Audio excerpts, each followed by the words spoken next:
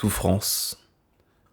Je me qualifie parfois de survivant de la douleur, parce que vivre, c'est accepter un certain niveau de souffrance auquel tu es condamné.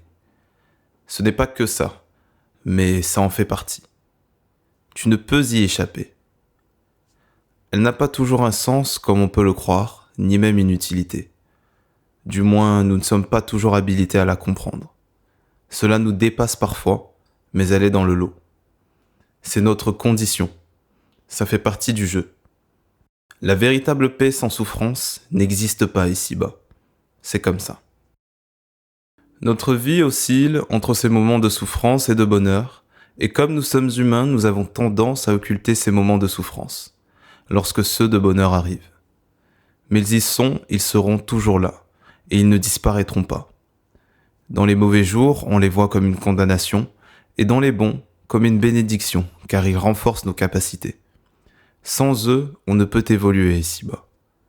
Sans eux, je n'aurais pas écrit cela. La vie est ainsi faite, mais ce n'est pas pour autant que chacun d'eux est nécessaire à notre avancée.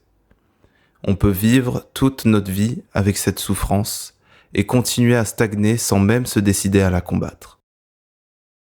Ne souffrez pas gratuitement. Tentez alors de convertir cette douleur qui est en vous, puisqu'elle est déjà là et qu'elle reviendra. Vous ne serez pas sûr de réussir, non, mais vous aurez essayé. Essayez de vivre, essayez de combattre, essayez de lutter un maximum pour y devenir insensible. N'oublions pas l'histoire de Jésus.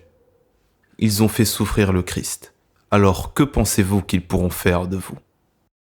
Pour avancer, vous devez penser à une vie qui est plus importante que la vôtre, car, au vu de la souffrance que vous êtes voué à subir, surtout si vous souhaitez vous accomplir, il n'est pas impossible que celle-ci ait tendance à prendre le dessus sur vous.